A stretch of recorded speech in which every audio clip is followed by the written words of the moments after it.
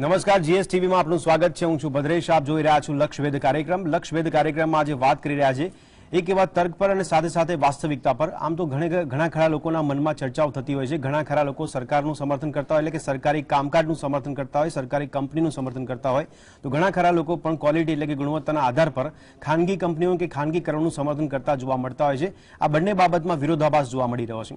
ઘણા લોકો એવું કહી રહ્યા છે કે સારી ગુણવત્તા મેળવવા માટે ખાનગીકરણ જરૂરી છે, પણ એવામાં ખાનગી કંપનીઓને વધારે પડતો ફાયદો થાય એ શા માટે જરૂરી છે, એ મુખ્ય સવાલ છે।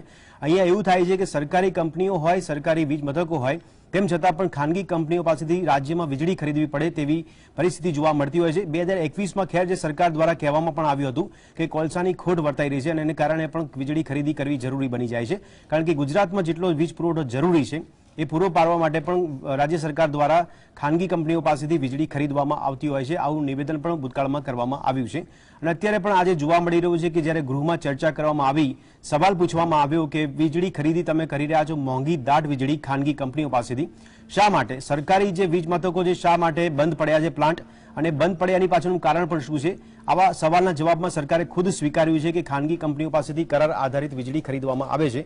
પણ મુખ્યત્વે સવાલ એ થાય છે કે સરકારી જે રાજ્ય સરકારની હસ્તકની જે પ્લાન્ટ છે તે શા માટે બંધ જોવા મળી રહ્યા છે, અને જો એ કાર્યક્ષમતા છે, એ કાર્યક્ષમતા એક બાજુ સરકારના પ્રવક્તા બહાર આવીને પત્રકાર પરિષદમાં કહી રહ્યા છે કે પૂરતી કાર્યક્ષમતા સાથે કામગીરી કરી રહ્યા છે, અને ગૃહમાં એ જ બાબત સરકાર સ્વીકારી રહી છે કે 50% કાર્યક્ષમતાથી કામગીરી કરવામાં આવી રહી છે, એટલે કે ગુજરાત રાજ્યને જેટલો વીજનો પુરવઠો જરૂરી છે તેનું 50% ઉત્પાદન આ સરકારી પ્લાન્ટ દ્વારા કરવામાં આવે છે, તો બાકીની 50%ની ખોટ છે એ ખાનગી કંપનીઓ પાસેથી ખરીદીને પૂરી કરવામાં આવી રહી છે। આ સ્થિતિનું નિર્માણ થયું છે, જેમાં વીજળીની ખરીદી પર આક્ષેપ પ્રતિ આક્ષેપો થઈ રહ્યા છે, તેની પર ચર્ચા કરી રહ્યા છે। મારી સાથે ચર્ચામાં સ્ટુડિયોમાંથી જોડાયા છે રાજુ શુક્લ કે જેઓ ભારતીય જનતા પાર્ટીના પ્રવક્તા છે, અને વર્ચ્યુઅલી જોડાયા છે હેમાંગ વસાવડા કે જેઓ કોંગ્રેસના નેતા છે। હેમાંગજી, આપનું સ્વાગત છે। રાજુભાઈ, આપનું પણ સ્વાગત છે ચર્ચામાં। હેમાંગભાઈ, સૌથી પહેલા આપને પૂછવા માંગુ છું કે આપની પાસે એવી કઈ માહિતી આવી ગઈ કે અચાનક આપને ખ્યાલ આવ્યો કે આટલા સ્ટેશન બંધ છે અને એમાં કાર્યક્ષમતા પણ ઓછી છે, 50% ખરીદી કરવામાં આવે છે, 50% સરકાર ઊભી કરે છે? આ આંકડો આપની પાસેથી ક્યાંથી આવ્યો કે આપે સવાલ કર્યો, હેમાંગભાઈ? સૌથી પહેલી વાત કરું જી કે અદાણી પાવર્સ અને મારા ખ્યાલથી ટાટા પાવર્સ, અદાણી ચોક્કસ, બિલકુલ, એની યારે વીજળી ખરીદીના સરકારે કોન્ટ્રાક્ટ કર્યા।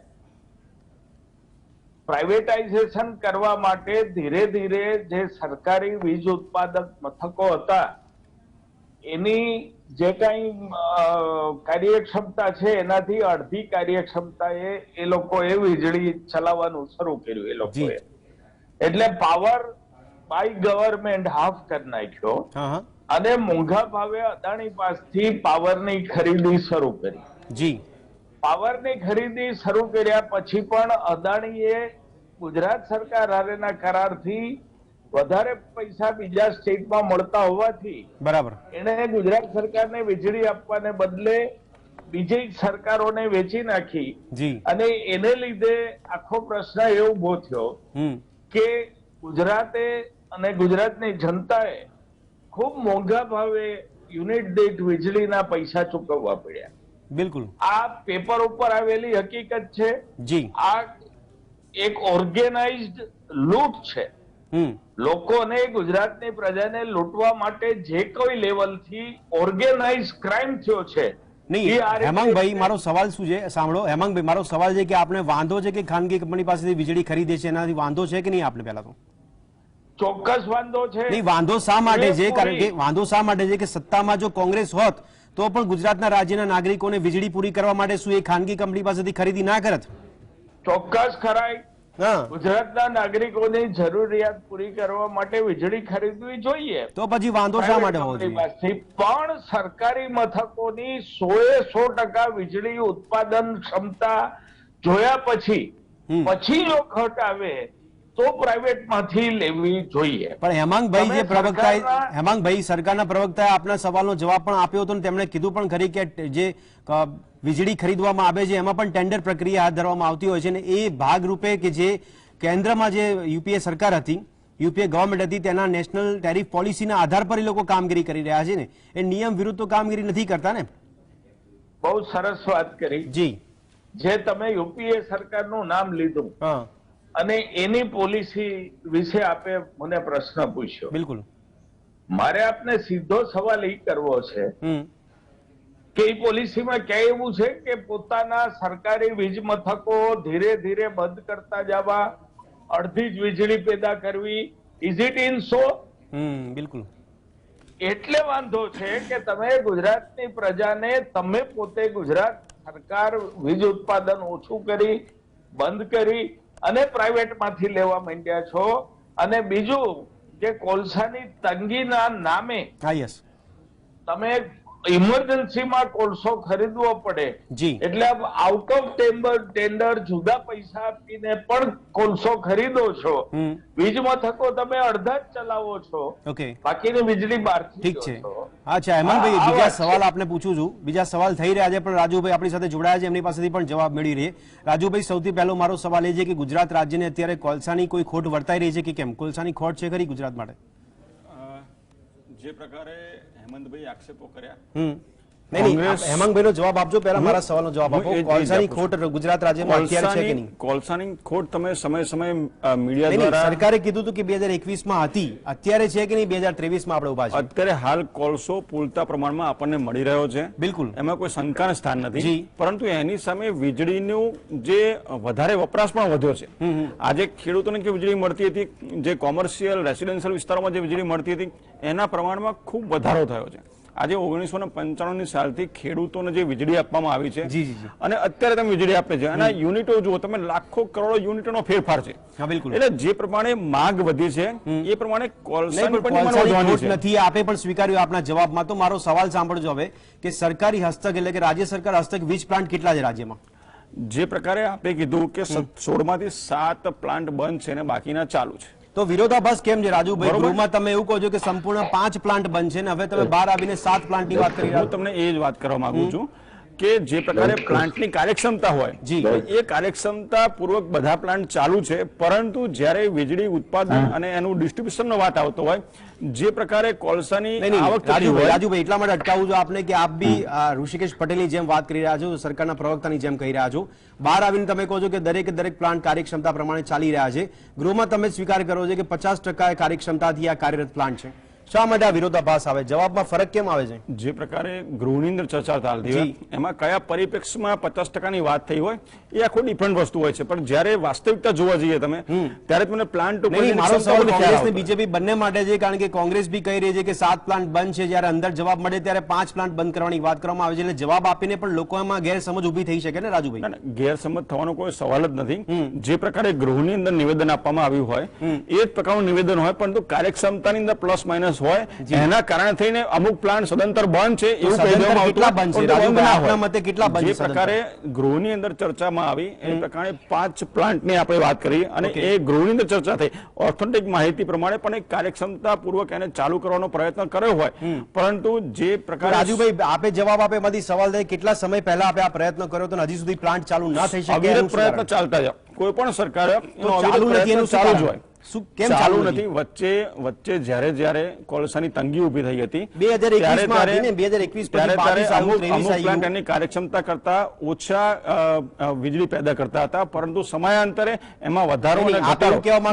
પ્લાન્ટ કામગીરી નથી કરવા માટે નિષ્ફળ નીવડ્યા એટલા માટે બંધ છે? કોઈ પ્લાન્ટ નિષ્ફળ નથી. તો કાર્યક્ષમતા પ્રમાણેના જ બધા ઉત્પાદન થતા હોય છે, પરંતુ વીજળી જયારે પેદા કરવાની વાત થતી હોય છે એના માટેના જે સોર્સિસ હોય છે એમાં પ્લસ માઇનસ થતું હોય, એના કારણે પ્લાન્ટ ચાલુ કરવા માટે આ પ્રયત્ન ગુજરાત સરકાર હંમેશા પોઝિટિવ દિશામાં જ વિચારતી હોય છે. પ્રયત્નો કયા? પોઝિટિવ કોલસાની ડિમાન્ડ પણ વધારવામાં આવી છે.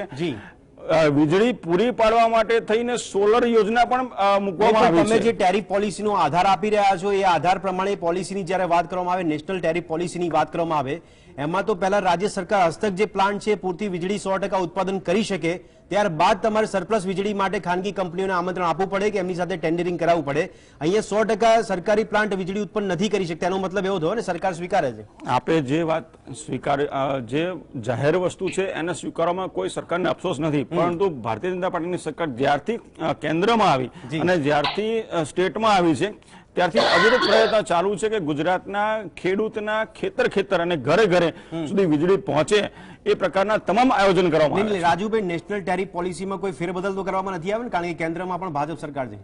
ભારતીય જનતા પાર્ટીની સરકાર જ્યારથી આવી ત્યારથી તમે નેશનલ ટેરિફ એનો યોજના હોય, ટેન્ડરિંગ પ્રક્રિયા હોય, એ તો અવિરત ચાલતી રહે છે, પણ એની અંદર પણ ગુજરાતને વિશેષ મહત્વ આપવામાં આવ્યું છે. અને જે પ્રકારે નર્મદા યોજના ચાલુ થઈ અને એમાંથી પણ જયારે વિદ્યુત સ્ત્રોત ઉત્પાદન કરવાની વાત હતી ત્યારે પણ ગુજરાતને ગુજરાતમાં તમે આ સરકાર સોલાર પાછળ આટલો બધો ખર્ચો કરી રહી છે, આટલું બધું જોગવાઈ કરી રહી છે, તમે સોલાર ઉર્જા પણ ખાનગી કંપની પાસેથી ખરીદી છે.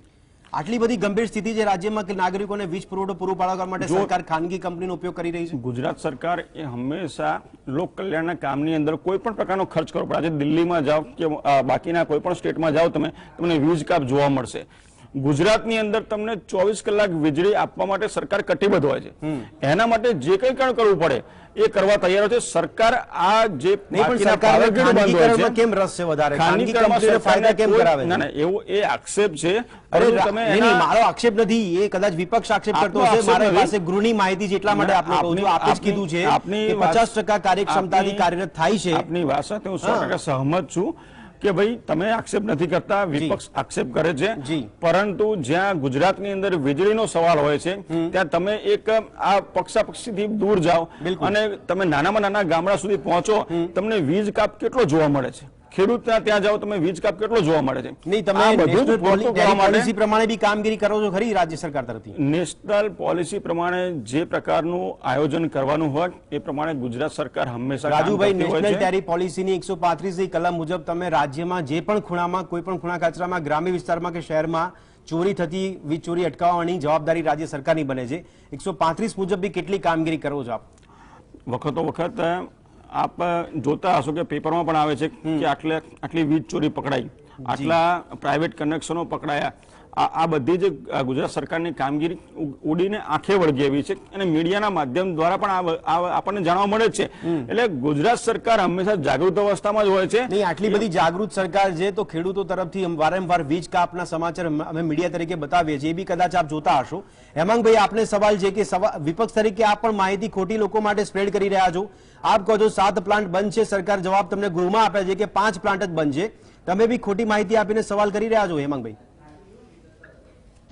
બે વાત આપણે કરીએ. જી રાજુભાઈ ને મારે એક સીધો સવાલ પૂછવો છે કે કોઈ મોટી કંપનીનું કરોડોનું વીજ બિલ માફ કરવામાં આવ્યું છે?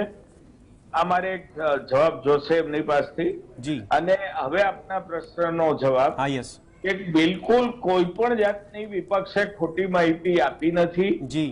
અને એનો કોઈ પ્રચાર થતો નથી. ચોક્કસ અમે જે દાવો કર્યો છે એનો રદિયો નથી ગૃહમાં સરકારે આપ્યો. તો હેમાંગભાઈ, સરકારે જે કીધું છે ગૃહમાં, હેમાંગભાઈ, સરકારે જે ગૃહમાં કીધું 5 પ્લાન્ટ બંધ છે, તો બીજા 2 કયા પ્લાન્ટ છે એનું નામ પણ આપી દો આપ. 5 પ્લાન્ટ બંધ છે એ તો કીધું ને. હા, એ કીધું. બીજા પ્લાન્ટ કેટલી કાર્યક્ષમતાથી ચાલે છે? જેટલી કાર્યક્ષમતા છે એટલી જ વીજળી પેદા થાય છે. નહીં, પણ તમારી પાસે આંકડા 7 પ્લાન્ટના છે, તો મારી ઈચ્છા પણ, ક્યુરિયોસિટી પણ છે કે બીજા 2 પ્લાન્ટ કઈ જગ્યાના છે એનું એડ્રેસ આપશો તો અમે ત્યાં પહોંચીએ. એ ચોક્કસપણે પક્ષ જાહેર કરશે. અચ્છા, સાથે હવે પક્ષનો વિષય આવી ગયા છે. અને જે વીજ ઉત્પાદન થાય છે જી, એના આંકડા પણ જાહેર થશે. પણ મૂળ વાત એટલી છે, મૂળ જે વાત એ છે કે વીજ ઉત્પાદન પૂરી ક્ષમતાથી થતું નથી. સરકારના ઘણા પ્લાન્ટ બંધ રાખવામાં આવ્યા છે. હેમાંગભાઈ, ગુણવત્તા સભર વીજળી આપવામાં આવે છે, ખેડૂતોને 8 કલાક કન્ટિન્યુઅસ વીજળી આપવામાં આવે છે અને ગુજરાતના નાગરિકોને વીજળીનો પુરવઠો પૂરો પાડવામાં આવે છે. એટલે સરકાર એ પ્રકારની પ્રવૃત્તિ કરી રહી છે ને ખરીદવા માટેની. હવે તમે તમારા જ વાક્યને હું એનલાઇઝ કરી દઉં, હાઈલાઇનર મારી. સરકાર ખરીદીની પ્રવૃત્તિ કરી રહી. જી જી જી. સરકારનું દાયિત્વ એ હતું કે ગુજરાતમાં પોતાનું વીજ ઉત્પાદન વધારે અને લોકો સુધી પહોંચે. મારે એ જાણવું છે રાજુભાઈ પાસેથી કે વીજ ઉત્પાદન કંપનીઓ પાસેથી તમે 5-5.5 રૂપિયે વીજળી ખરીદી અને પ્રજાને આપો છો. ગુજરાત સરકાર પોતે જે કઈ થોડી ઘણી વીજ ઉત્પાદન કરે છે એ કેટલા રૂપિયામાં થાય છે? તમે શું કામ મોંઘી વીજળી લઈને પ્રજાને ડામ દો છો? બિલકુલ. ખાનગી કંપનીઓ પાસેથી. ઓકે, રાજુભાઈ પાસે જવાબ લઈ લઈએ. રાજુભાઈ, હેમંતભાઈ, રાજુભાઈ પાસેથી જવાબ લઈ લઈએ. રાજુભાઈ, જવાબ વેપારનો આપો એક તમે. નિયમ છે કે કોઈ દી પુરવઠો ખૂટે નહીં. જી જી જી. વેપારનો એક નિયમ છે. ઓકે. એટલે તમે 24 કલાક વીજળી આપો, ખેડૂતોને દિવસે આપો ને રાત્રે આપો ને બધી વીજળીઓ આપો, હા. પછી ઈ તમારી પોતાની હોય તો વાંસો થપથપાવો ગુજરાત સરકારનું. લઈને હેમંતભાઈ, એમને તો આપે. કીધું ને આપને કે 50% ક્ષમતાથી કાર્યરત છે પ્લાન્ટ બધા. શું કેમ નહીં? હા, રાજુભાઈ જવાબ આપો. 100% કેમ નહીં? ભદ્રેશભાઈ, હું એક જવાબ આપું જી. કે 1995 ની અંદર જે 60 પૈસે વીજળી મળતી હતી ને, એ આજની તારીખમાં પ્રજા કલ્યાણના અર્થે ગુજરાત સરકાર આજની તારીખ પણ એ જ ભાવથી આપે છે. અને તમે સમજો કે સરકારી વીજ આજે પ્લાન્ટની વાત કરો છો. 2002 ની અંદર 7,80,000 વીજ રાજુભાઈ, તો કનેક્શન તમે હતા. સરકારી વીજ પ્લાન્ટની વાત ના, કરો ના, છો હું તમને ને? નહીં, મારો સવાલ છે સરકારી વીજ પ્લાન્ટની વાત કરો છો ને? બધું જ ઓવરઓલ વાત કરું છું તમને હું. ઓવરઓલ કે તમે ભાઈ, હિસાબ કરશો તો આટલી કે આ ભાવે કેવી રીતે પડી શકે? 60 પૈસાના એટલે ભાવે કેવી રીતે 60 પડી શકે? એનું calculation આપો તમે. ગુજરાત સરકાર કોઈ પણ ભાવે ખરીદતી હોય, પરંતુ પ્રજાને 60 પૈસે વીજળી આપે. ખાનગી કંપનીઓ પાસેથી તમે 3 રૂપિયાથી લઈને 13 રૂપિયા સુધીની વીજળી ખરીદી કરી છે. હવે નાગરિકોને તમે 60 પૈસાના ભાવે આપો છો. મેક્સિમમ 7 રૂપિયા સુધીની જ ખરીદી છે. એ પણ આપણા આપણી જોડે ઓફિશિયલી આંકડા છે. સરકારના જ આંકડા છે, મારા કોઈ આંકડા નથી. ના, ના, તમારી વાત સાથે ભદ્રેશભાઈ સહમત છું. પરંતુ 2002 ની અંદર 7,80,000 વીજ કનેક્શન હતા. એની સામે અત્યારે 12,33,000. એટલે તમે વિચારો કે 10 લાખ કનેક્શન વધ્યા છે. એટલે કે નિયરેસ્ટ 20 લાખ કનેક્શનો વધ્યા છે. આ એવરેજ આવે છે. એની સામે વીજ ઉત્પાદન થયું હોય, તને ગુજરાતના ખૂણે ખૂણે વીજળી પહોંચાડવા માટે ખાનગી રાજુભાઈ, આંકડા અમે બી પડે મૂકીએ છે. છીએ. 2021 માં સરકારે આપેલા આંકડા છે કે 91,488 મિલિયન વીજ યુનિટનું ઉત્પાદન થયું છે અને 2022 માં 1,10,000 મિલિયન યુનિટનું ઉત્પાદન થયું છે. આટલું ઉત્પાદન કર્યું છે, તેમ છતાં આપ કહો છો કે આ કનેક્શન વધ્યા છે એટલે હજી વધારે વીજળીની જરૂર છે. પણ વિપક્ષ કહી રહ્યું છે અને લોકો પૂછી રહ્યા છે કે તમે સરકારી હસ્તક પ્લાન્ટ કેમ કાર્યરત 100% નથી કરતા? મેં તમને શું કીધું, સરકારી જે પ્લાન્ટ છે એ પૂરતી ક્ષમતાથી ચાલતા હોય છે, પરંતુ વીજળીની ડિમાન્ડ વધારે છે. ડિમાન્ડ અને સપ્લાયનો આની અંદર ચાલતા હોય, સરકાર જવાબ આપે છે કે 50% કાર્યક્ષમતાથી કાર્યરત છે. મારી વાત સાંભળો તમે.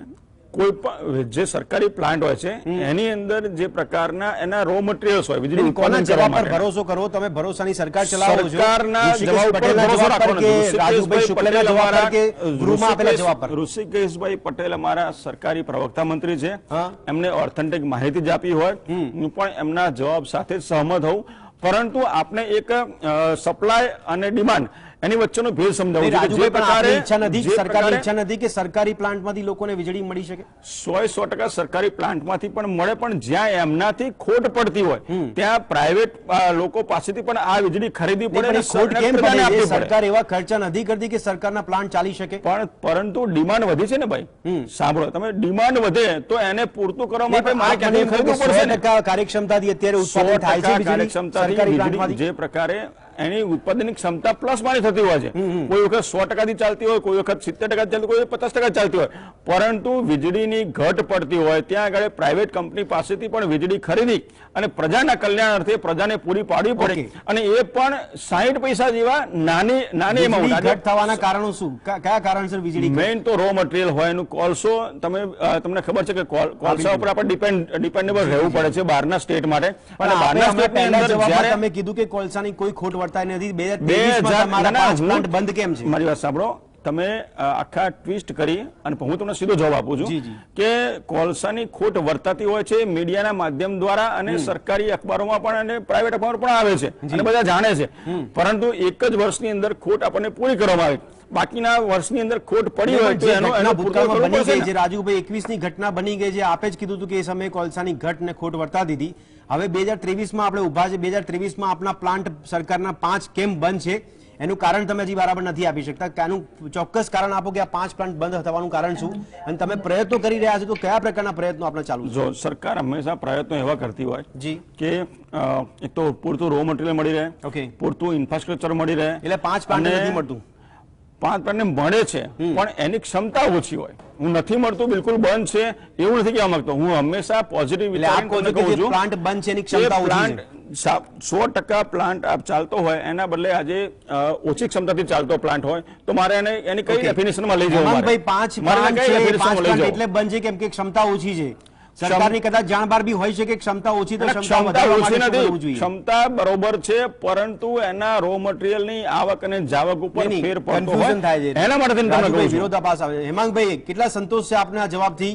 ક્ષમતા પર સવાલ આવે છે. હવે ખરીદી પર તમે આક્ષેપ કર્યા છે, પણ ક્ષમતા પર સવાલ આવે છે.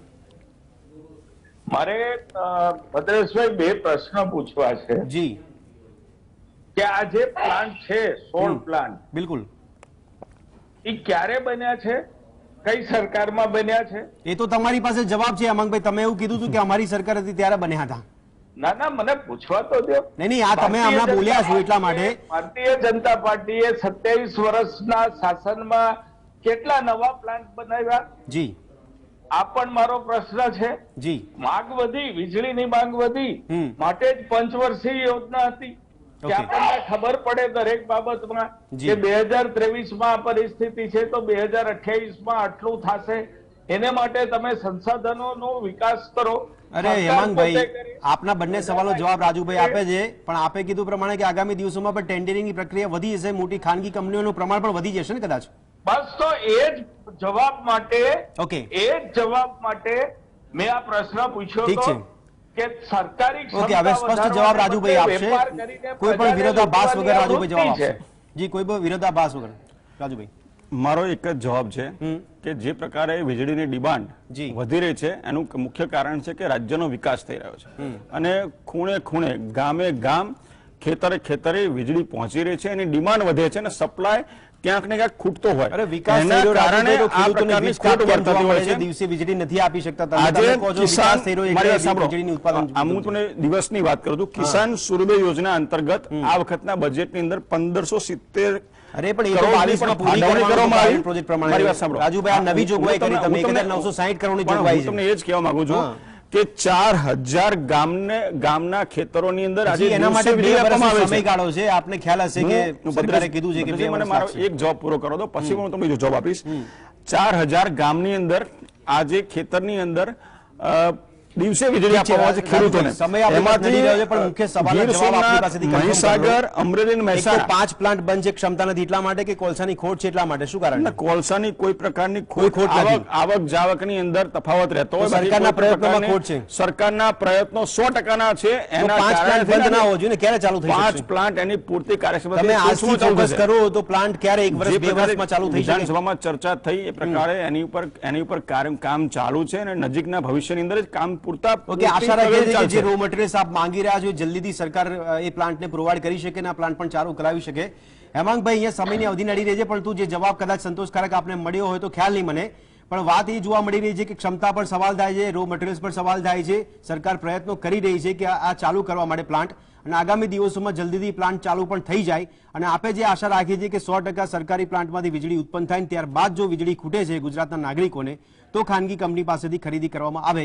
આ સમીકરણ ગોઠવાવા જોઈએ, પણ આ સમીકરણ ગોઠવાતા નથી જોવા મળતા અને આખરે 50% કાર્યક્ષમતાથી વીજ ઉત્પાદન થાય, બાકીની 50% ખાનગી કંપનીઓ પાસેથી ખરીદી કરવામાં આવે. ત્યારે છેલ્લે મુખ્ય સવાલ એ થાય કે સરકારી જે પ્લાન્ટ છે એમાં ઓછી ક્ષમતા રાખીને બાકીની ક્ષમતા ખાનગી કંપની પાસેથી કેમ લેવામાં આવે છે? શું ખરેખર ખાનગી કંપનીઓને ફાયદા કરવા માટેનું આ સમીકરણ ગોઠવવામાં આવ્યું છે?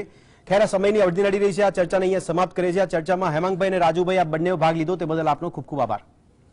તો દર્શક મિત્રો, ફરી મળીશું લક્ષ્યવેધમાં એક નવા વિષય પર ચર્ચા કરવા માટે. ત્યાં સુધી રજા આપશો. નમસ્કાર.